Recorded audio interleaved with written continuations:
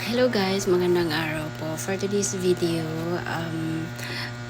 gusto ko pong i-share sa inyo yung aking naging experience. Bale, medyo malungkot po yung aking experience about usaping indemnity.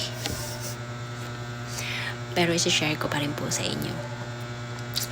And I encourage you na kung sa tingin nyo naman is yung amo ninyo na pwede kayong pagbigyan or kahit na hindi, try nyo pa rin, di ba? Bale, ako 7 years and 2 months po ako dyan sa Saudi. One employer lang po ako. Bale, dumating po ako sa kanila December 15, 2017, and then umuwi po ako noong February 24, 2025.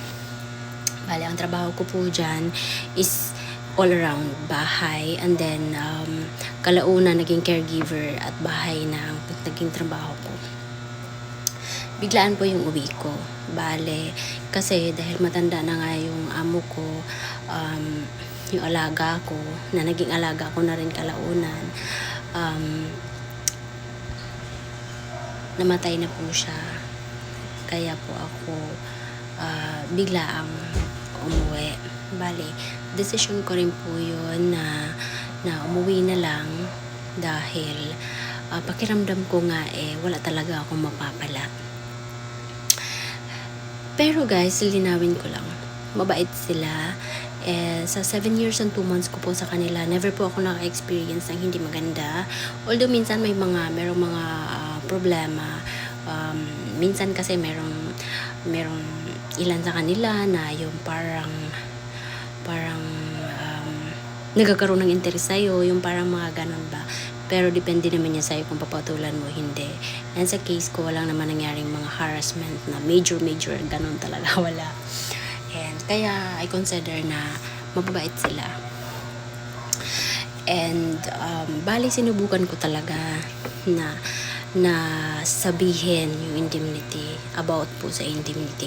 Indemnity po, ito po yung end of service na dapat nakukuha ni worker pagkatapos ng every 4 years ng kontrata niya sa kanyang employer, same employer na continue 4 years, dapat meron tayong 1 month na worth ng indemnity. 1 month na sahod natin. So, bali ako, kasi ako sa kanila, 7 years and 2 months. So, bali yung pangalawang pang-4 ko, hindi ko na natapos. Kasi nga, pero meron talaga dapat ako matatanggap na indemnity. Ganun po kasi yung patakaran sa Saudi. Dapat, ang count po ng indemnity, every 4 years na continue ka, meron kang 1 month salary na makukuha.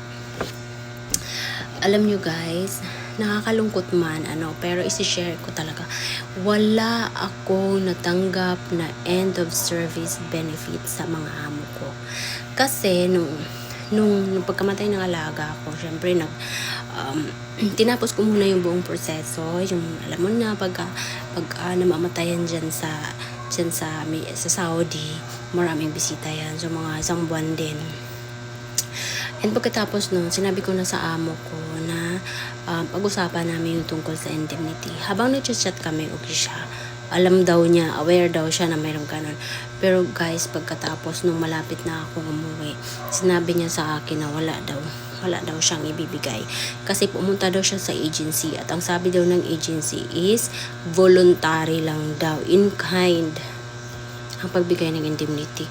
Hindi daw obligasyon, hindi daw talaga obligasyon ng employer na magbigay ng indemnity. Kita nyo yun? Ganun ang nangyari sa akin. Kaya ang ginawa ko na lang nun, kahit na masama ang loob ko, tinanggap ko na lang na wala silang ibibigay. Pero ang sabi niya sa akin, may ibibigay daw siya na hadiah. Hadiah means regalo, pakonsuelo. Noong araw na ng flight ko, nung araw na ng flight ko, binigay niya sa akin yung 500 riyal na hadiah daw niya. So, yun lang.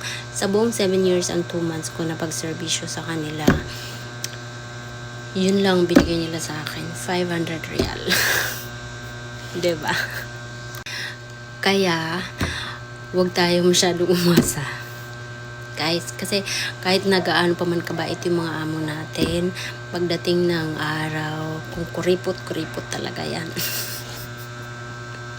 And aminin ko talaga, yung employer ko is super kuripot talaga yon. Nung alam mo na katagalan makikilala mo naman sila eh. Kuripot talaga sila. Kuripot talaga siya. Pero hindi ko inaasahan na hindi sila magbibigay ng indemnity kasi habang nag-chat kami bago pa ako umuwi, sinabi niya na alam niya daw na mayroong ganon.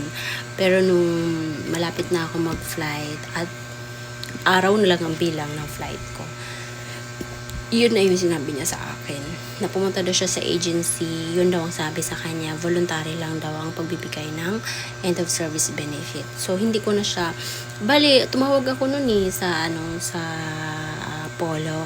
Tinanong ko talaga sa Polo Jeddah kasi Yanbo ako noon so tinanong ko talaga, ang sabi ng Polo meron daw.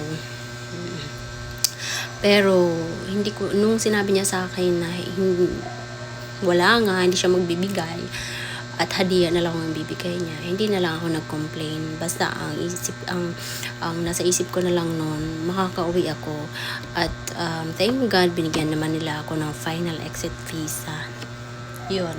So wala talaga tayong aasahan kung yung mga amo natin is kuripot. Kahit gaano pa man sila kabait, wala talaga. Bibihira lang yung sumusunod sa patakaran. Kaya nakakalungkot, pero yun ang totoong naging experience ko about usaping indemnity. Thank you for watching. Sana may natutunan kayo, and God bless at lahat ng OFW. Lalong-lalo na yung mga DH. Babalik ako ulit. Thank you for watching. Please subscribe.